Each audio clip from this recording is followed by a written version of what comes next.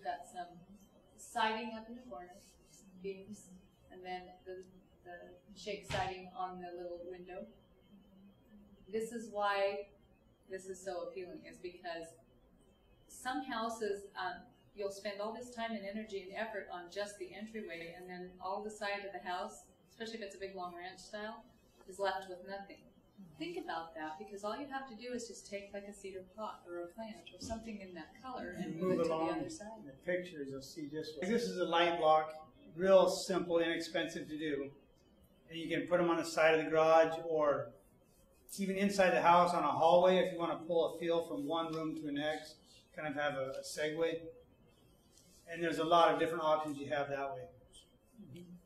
Here's the black Kara was talking about. This house was actually really big, and the beam's huge, but just the whole style of the house, and the beams don't really feel that big when the house was like 10,000 square feet. So it kind of made the beams feel smaller. Kara had a point on the black metal. Well, the metal bracket is, what's the first thing you see when you look at that picture, because it kind of pops out, right? And that's probably what they were after. But imagine what that would look like if that was done in like maybe a burnt red color.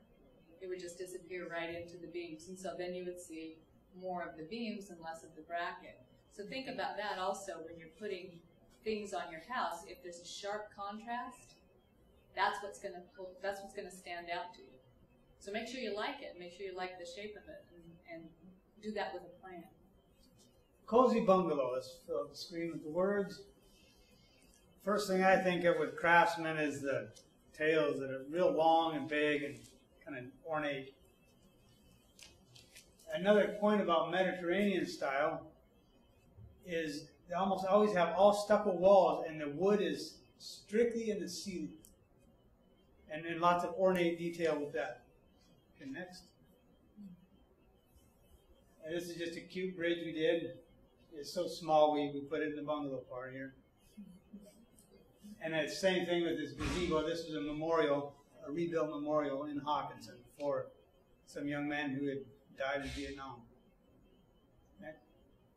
Just a little shot of the interior here. These little tiny valley beams, you see them here, they take just about as much work as something a little bigger.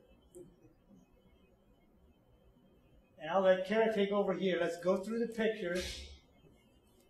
This is a house we had worked on together also. And keep going, and now we back up. Kara, tell them when to stop. Okay, this house is a house, it's a very, very large house. And this is the one I told you about earlier on, where she gave me the sofa, and she also had a blanket, and she said, this is my inspiration piece. So if you back up through the house, see how the ceiling is almost a white? We actually planned that so that it was very light against the beams. And the beams themselves, we wanted them to look like cherry wood, which was what was one of our big first choices, the cabinets. And the cabinets were just a clear coat cherry with a maple trim. So see how that's repeated? It almost feels like a cherry with a maple trim. That was planned. We'll go back. This is the kitchen. See the maple trim on the top of the crown molding with the cherry trim? And then this was a little faux finish that we did. This was the house I told you about, had multiple colors. And different places in the house with fabric and with the paintings and the faux finishes is where we brought all the colors together. And then the walls themselves were different colors too. But it all had a very soft, cozy, very inviting feel when it was all done, even though this house was what?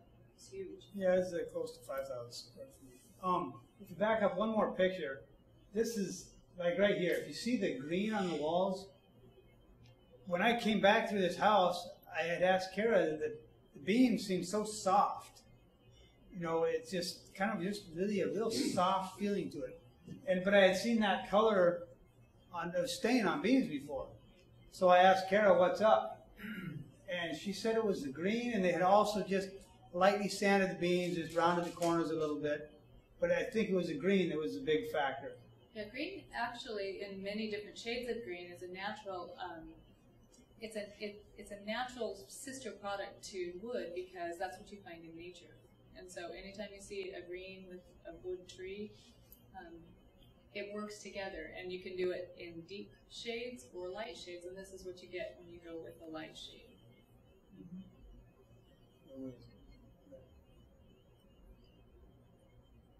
Okay, contemporary. This is the last category. Hang on a sec. What else do you think? What else do you guys think when you think contemporary? Anything come to mind? Straight lines, glass. Straight lines, glass. Mm-hmm. Contemporary's evolved a lot in the last little while. You know, it used to be, I don't know if you, I used to hear contemporary when I was younger and think, but it's all brass and glass, and it's there's a lot of really nice things out there that are in contemporary.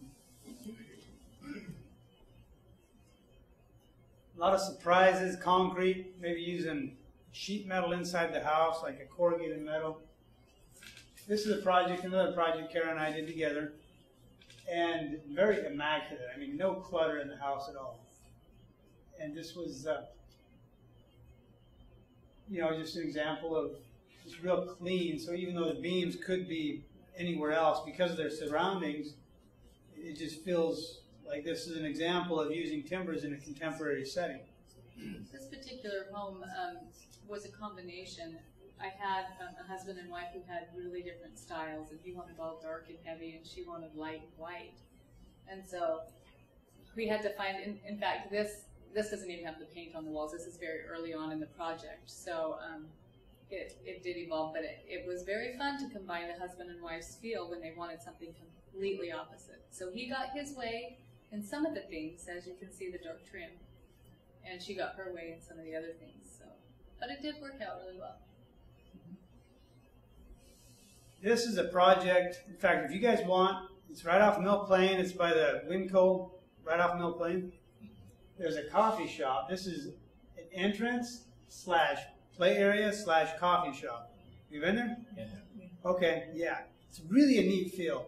And for Aero clients, Aero friends, you get free coffee. I can send you a coupon. I got away with just signing somebody else's when I went. But yeah, so free coffee, mocha, you know, for you guys, if you go as a couple, whatever, you get 2 of them, however many coupons. It's only good to the 25th. What you're going to see when you come in here is a tilt up, a concrete building, and what they had originally had planned here was a metal stairway that started, you know, maybe a few feet in from the door, maybe 6 feet in from the door, and just wound up and came out at the top of the landing there. Quite a few risers, really high, like 12 feet. So a pretty long stairway. And the metal fabricators, the people who were going to do the stairway, they just had one problem after another. One guy wouldn't return calls. The next guy, he might have died or had a heart attack. I don't recall which it was. The third guy then, who was down to crunch time, and he wasn't responding either. And the CEO at the time, I had done some work for him, and he called me up and says, Bert, do you want to do a timber frame stairway, a round timber frame stairway? I says, I'm all over it, brother. I'm on my way. So we met. You know, that'd be really fun to do. So I was pretty excited about this. And so we met and talked it over. So I sat down in the evening and started thinking, okay, now what? You know, you can't just drum up something with no criteria at all. So I'm thinking, okay, so what do they want the finish to be like? What do they want to feel? So I'm being a little bit like Kara, but not to the nth degree. I mean, I don't have that ability. So I was kind of thinking, okay, for the spokes or the, you know, the spindles, yeah. The spindles, okay, how big should they be? The treads, and so I called up the person in charge. It was the wife of the CEO was kind of making the decisions, and said, "Hey, what are you looking for an end product? What do you want it to feel like?" I'm trying to get some criteria to influence, you know, where they wanted to go. And she really didn't know. She didn't tell me much, but she did keep on saying that she wanted to make it feel like you came home.